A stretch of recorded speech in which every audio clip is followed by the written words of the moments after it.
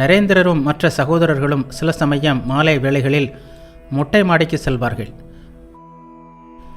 அங்கே அமர்ந்து ஸ்ரீராமகிருஷ்ணரின் உபதேசங்கள், சங்கரர், ராமானுஜர், இயேசுநாதர், நம் நாட்டு தத்துவங்கள், மேலை நாட்டு தத்துவங்கள், வேதம், புராணம், தந்திரம் போன்றவற்றை பற்றி பேசி மகிழ்வார்கள்.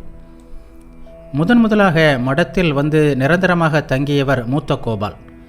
சரத் சில நாட்கள் தங்கினார். சசி, பாபுராம், நிரஞ்சன், காளி ஆகியோர் வாய்ப்பு கிடைத்த போதெல்லாம் வந்து போய்க் கொண்டிருந்தனர். பிருந்தாவனத்திலிருந்து திரும்பி வந்து தாரக் நிரந்தரமாக மடத்தில் தங்கலானார். 1887 ஜூனிலிருந்து நரேந்திரர் மடத்தில் நிரந்தரமாக தங்க தொடங்கினார். அந்த நாட்களில் அவர்கள் தங்கள் சொந்த வீட்டில் வசிக்கவில்லை. குடும்ப தகராறு காரணமாக அவரது தந்தை இருந்த நாட்களிலேயே வாடகை வீடு ஒன்றில் வசித்து வந்தனர்.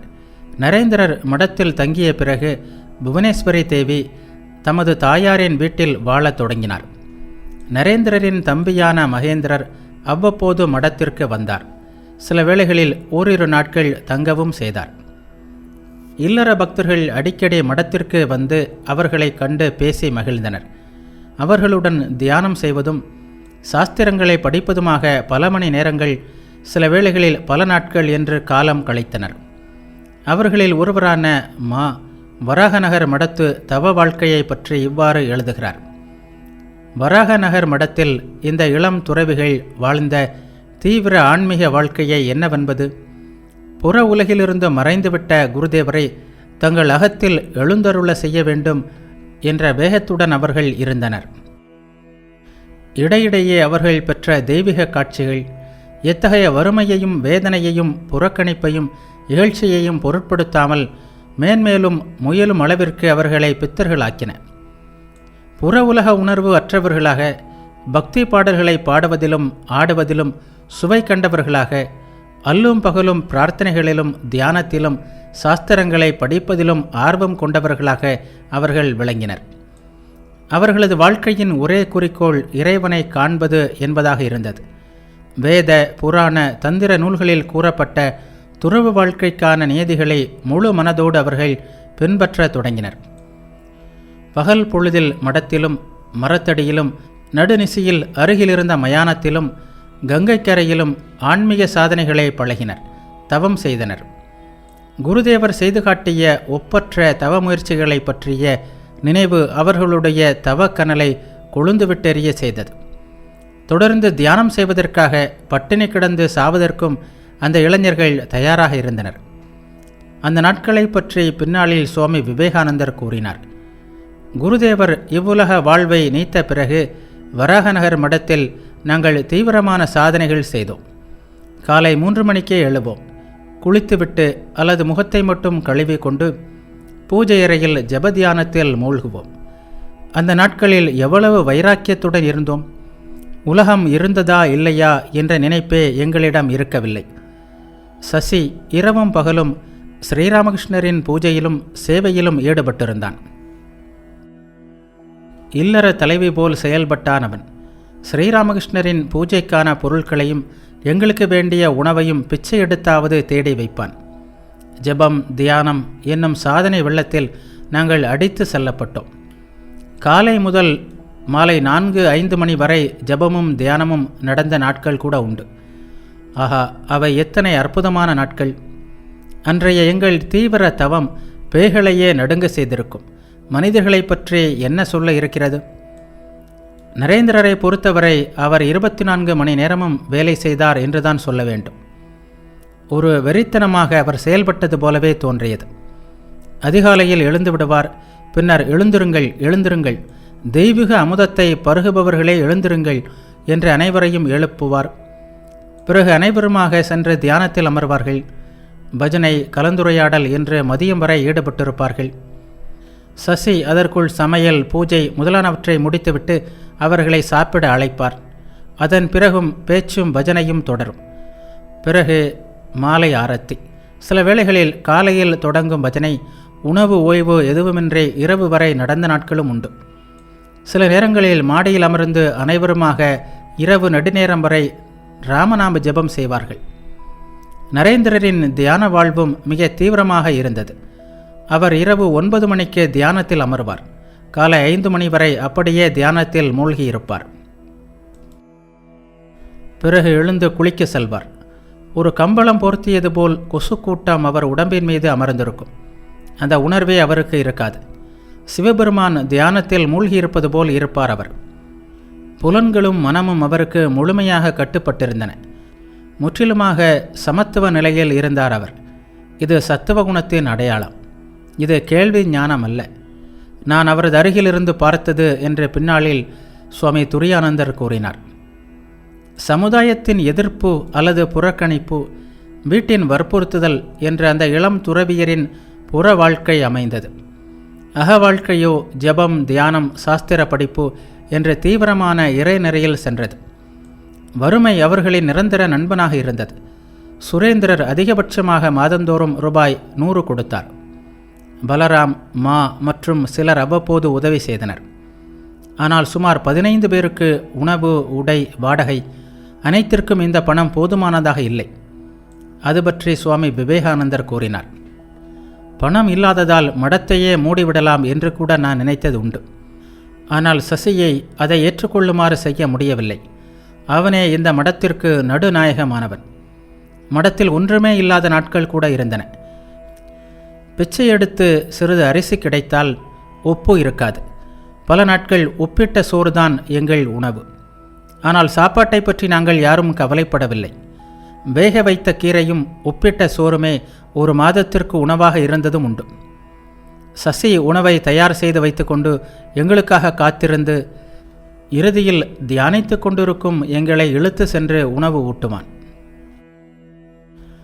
அவனது ஒருமைப்பட்ட ஈடுபாடுதான் எவ்வளவு அற்புதமானது! உடை விஷயமும் அப்படியே.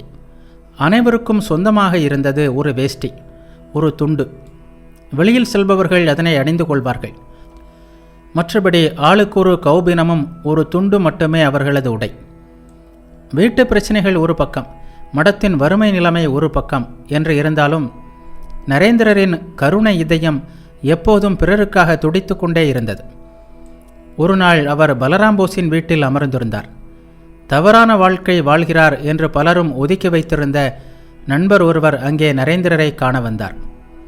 வங்கவாசி பத்திரிகைக்கும் தாரகேஸ்வரர் சிவன் கோவில் நிர்வாகிக்கும் இடையில் உயர்நீதிமன்றத்தில் நடைபெற்று வந்த வழக்கு பற்றிய பேச்சு வந்தது.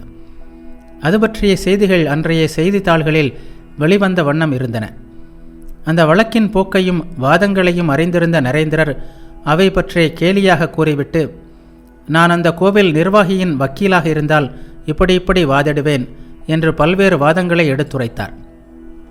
மிகுந்த ஆச்சரியத்திற்கு உள்ளான நண்பர் ஒன்று விடாமல் அத்தனை வாதங்களையும் குறித்து வைத்து கொண்டார். பிறகு நேராக கோவில் நிர்வாகியிடம் சென்று அந்த வாதங்களை கூறி சன்மானமாக ரூபாய் 250 பெற்றுக்கொள்ளவும் செய்தார். மறுநாள் அவர் இதை நரேந்திரரிடம் தெரிவித்த போது நரேந்திரர் சிரித்தார். இது பற்றி கேள்விப்பட்ட சரத் ஆத்திரத்துக்கு உள்ளானார். அதற்கு நரேந்திரர், போகட்டும், அவன் வறுமையில் வாடுகிறான். என்னால் அவனுக்கு வேறு எந்த உதவியும் செய்ய இயலாது. இப்படியாவது அவனுக்கு ஒருவேளை உணவிற்கு வகை செய்ய முடிந்ததே என்று எனக்கு திருப்தியாக இருக்கிறது என்றார். அத்தகைய உருகும் இதயம் நரேந்திரருடையது. ஆன்மீக வாழ்க்கையில் படிப்பிற்கு மிக முக்கிய இடம் உண்டு.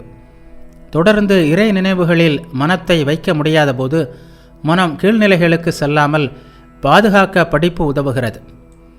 உண்மையான அறிவு தாகம் உடையவர்கள் மனம் கீழ்நோக்கி போவதிலிருந்து தப்பித்துக் கொள்கிறார்கள். எனவே படிப்பையும் ஒரு தவமாக கண்டனர் நமது முன்னோர்.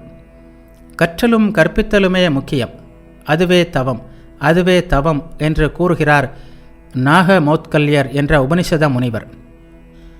புதிய சமுதாயத்தை படைக்க வந்தவர்களான இந்த புதிய துறவியர் இதில் ஒரு புதுமையை புகுத்தினார்கள். பொதுவாக வேதங்கள், உபனிஷதங்கள், கீதை போன்ற சமய இலக்கியங்கள் மட்டுமே துறவியரின் படிப்பில் இடம்பெற்றிருக்கும். ஆனால் வராகநகர மடத்து துறவியர் மற்ற நூல்களையும் படித்தார்கள். சமுதாய கடமைகளை வலியுறுத்தி இந்திய வரலாற்றில் எழுந்த முதல் துறவியர் சங்கம் என்ற ராமகிருஷ்ண துறவியர் சங்கத்தை பற்றி எழுதினார் நிவேதித்தை. சமுதாயத்திலிருந்து விலகாமல் அதனுடனேயே தங்களை பிணைத்து கொண்டு வாழ வேண்டும் என்பதால் அவர்கள் சமுதாய சம்பந்தமான மற்ற நூல்களையும் படைத்தனர். மார்க் ட்வெய்னின் நூல்களையும் The Innocents at Home, The Innocents Abroad போன்ற நூல்களையும் விரும்பி படித்தார் சசி. சில வேளைகளில் அவர் தமக்கு மிகவும் பிடித்த கணித பாட புத்தகத்தை வைத்துக்கொண்டு அல்ஜிப்ரா கணிதங்களையும் போடுவதுண்டு. அறிவில் களஞ்சியமாக திகழ்ந்த நரேந்திரர் அந்த இளம் துறவியருக்கு தத்துவம், மதம், வரலாறு, சமூகியல், இலக்கியம், கலை, விஞ்ஞானம் என்று பல வகுப்புகள் நடத்தினார். பொதுவாக அவர் சொற்பொழிவு பாணியிலேயே வகுப்புகளை நடத்தினார். அதாவது அங்குமிங்கும் நடந்தபடியே பேசுவார். சில வேளைகளில் தோட்டத்தில் வில்வ மரத்தடியில் வகுப்புகள் நடைபெறும். இந்திய தத்துவம், மேலை தத்துவம், புத்த மதம் என்று பல்வேறு தத்துவ சிந்தனைகள் அலசப்பட்டன. சரத்திற்கு அவர் சங்கீதம் கற்று தந்தார். காளிக்கு பக்கவாஜ் வாசிக்க கற்று தந்தார். அவ்வப்போது எல்லோரும் சேர்ந்து பஜனை செய்வார்கள். சில வேளைகளில் பலராம் போஸ், கிரீஷ், ராமச்சந்திரர் போன்றோரின் வீட்டிற்கு சென்றும் பஜனைகள் செய்வதுண்டு. இவ்வளவு தீவிரமான வாழ்க்கைக்கு இடையிலும் அந்த இளைஞர்கள் தங்கள் வேடிக்கை வினோதங்களை விடவில்லை. ஒரு நாள் நரேந்திரர் ஸ்ரீராமகிருஷ்ணரின் சமாதி நிலையை நடித்து காட்டினார். ஒரு ரசகுல்லாவை வாயில் வைத்துக்கொண்டு அசையாமல் நின்றார். கண்கள் இமைக்கவில்லை. ஒரு பக்தர் அவர் விழுந்து விடாமல் தாங்கி பிடித்தார். சிறிது நேரத்திற்கு பிறகு நரேந்திரர் ரசகுல்லாவை வாயில் வைத்தபடியே கண் திறந்து ஸ்ரீராமகிருஷ்ணர் கூறுவது போல், நான் நன்றாக இருக்கிறேன் என்றார். எல்லோரும் உரக்க சிரித்தனர். மற்றொரு நாள் ஒரு சகோதரர் படுத்துக்கொண்டு இறைவனை காணாத பிரிவு துன்பம் தாங்க மாட்டாதவர் போல், ஐயோ, ஒரு கத்தியை தாருங்கள், இனி வாழ்வதில் எந்த பயனும் இல்லை, இனிமேலும் இதை பொறுக்க முடியாது என்றார். உடனே நரேந்திரர் கம்பீரமாக, இதோ பக்கத்திலேயே இருக்கிறது கத்தி, எடுத்து குத்திக்கொள் என்றார். எல்லோரும் சிரித்தனர்.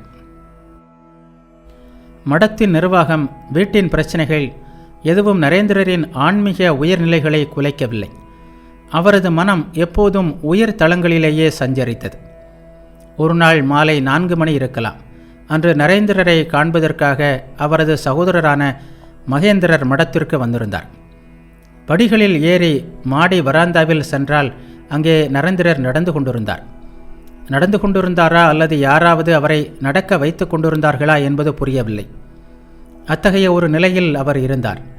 நிலைத்த கண்கள், மேல்நோக்கிய பார்வை, உடல் உணர்வே இல்லாதது போன்ற தோற்றம், புனித பேரொளியில் பொலிந்த முகம், கலைக்க முடியாததொரு பேரமைதி அந்த இடம் முழுவதும் நிலவியது. மகேந்திரர் பலமுறை நரேந்திரரை அழைத்தார். பதில் இல்லை. அவர் நடந்து தமது பக்கத்தில் வந்தபோது உரத்த குரலில் அழைத்து பார்த்தார். நரேந்திரரிடமிருந்து எந்த மறுமொழியும் இல்லை. மகேந்திரருக்கு பயமாகிவிட்டது. திரும்பி சிறிது தூரம் சென்றால் அங்கே ராக்கால், சரத் என்று பலரும் கைகளை பிசைந்த வண்ணம் நின்று கொண்டிருந்தனர். மதியம் 1:30 இப்படிதான் இருக்கிறான், இப்படி அவனை நாங்கள் கண்டதே இல்லை. சில நாட்கள் ஜபதியானத்தில் ஆழ்ந்து ஈடுபட்டிருந்தான். சவிகல்ப சமாதி, நிர்விகல்ப சமாதி என்றெல்லாம் பல ஆழ்ந்த விஷயங்களை பற்றி பேசிக் கொண்டிருந்தான். அவற்றையெல்லாம் சிந்தித்ததில் அவனது மனம் உயர்ந்த தளங்களில் திளைக்கிறது. நீ ஏதாவது முயற்சி செய்து அவனது மனத்தை சாதாரண நிலைக்கு கொண்டு வர முடியுமா பார். இப்படி உயர்ந்த நிலையில் மனம் செல்லுமானால் அவனது உடம்பு நிலைக்காது என்று குருதேவர் கூறுவார். நாங்கள் மிகவும் கலங்கி போயுள்ளோம் என்று அவர்கள் மகேந்திரரிடம் கூறினர். நேரம் இருட்டத் தொடங்கியது. மகேந்திரர் நரேந்திரரின் அருகில் சென்று உரத்த குரலில் அவரது பெயரை கூப்பிட ஆரம்பித்தார். எந்த பயனும் இல்லை. கால்கள் நடந்து கொண்டே இருந்தன. முகம், கண்கள் எல்லாம் எங்கேயோ பார்த்தபடி இருந்தன. அவர் சாதாரண நிலையை அடைவதற்கான எந்த அறிகுறியும் தென்படவில்லை. மகேந்திரரும் விடாமல் குரலை உயர்த்தியதுடன் ஏசவும் ஆரம்பித்தார். 7-8 நிமிடங்கள் கழிந்தன. அதன் பிறகு நரேந்திரர் படிப்படியாக சாதாரண நிலைக்கு வர ஆரம்பித்தார். எல்லையற்று பரந்த ஒளிமயமான உலகை பார்த்திருந்த அவரது கண்கள் இருளும் ஒளியும் மாறி மாறி வருகின்ற இந்த உலகை முதலாக பார்ப்பது போல் பார்த்தன. புதிய உலகை பார்ப்பது போல் அவரது கண்கள் எதிலும் நிலை கொள்ளாமல் அங்குமிங்கும் சுழன்றன. இறுதியில் தெளிவற்ற குரலில், என்ன இது, என்ன இது என்ற வார்த்தைகள் அவரது வாயிலிருந்து வெளிவந்தன. நீண்ட நேரத்திற்கு பிறகு அவர் புற உலக நினைவை முழுமையாக பெற்றார். ஆன்மீக சாதனைகள், அனுபவங்கள், படிப்பு, வேடிக்கை வினோதங்கள் என்று சென்று கொண்டிருந்த இளைஞர்களின் வாழ்வில் ஒரு முக்கிய நிகழ்ச்சி நடைபெற்றது. இளைஞர்களில் ஒருவரான பாபுராமின் தாயார் மாதங்கினி தேவி ஸ்ரீராமகிருஷ்ணரின் சிஷ்யை ஆவார். அவர் அவரது சீடர்களிடமும் மிகுந்த அன்பும் பாசமும் கொண்டிருந்தார். டிசம்பர் மாதத்தில் ஒரு நாள் அவர்களை தம் வீட்டிற்கு அழைத்தார். அவரது வீடு கல்கத்தாவிலிருந்து சுமார் 24 மைல் தொலைவில் உள்ள ஆண்டப்பூர் என்ற கிராமத்தில் இருந்தது. அவரது அழைப்பை ஏற்று நரேந்திரர், பாபுராம், சரத், சசி, தாரக், காளி, நிரஞ்சன், கங்காதரர், சாரதா ஆகியோர் சென்றனர். அங்கே அவர்களின் சாதனை வாழ்க்கை தொடர்ந்தது. சில நாட்களில் ராக்காலும் அவர்களுடன் சேர்ந்து கொண்டார். ஒரு நாள் இரவு துணி அக்னி வளர்த்து அனைவரும் அதை சுற்றி அமர்ந்து ஆழ்ந்த தியானத்தில் ஈடுபட்டனர். தீயின் செந்நாக்குகள் ஓங்கி வளர்ந்தன. அவர்களின் மனதில் துறவு தீ கொழுந்துவிட்டு எரிந்தது. ஏதோ ஒரு ஆவேசத்திற்கு ஆட்பட்டவர் போல் நரேந்திரர் துறவின் பெருமைகளை பற்றி பேசினார். இயேசுநாதரை பற்றி பேசினார்.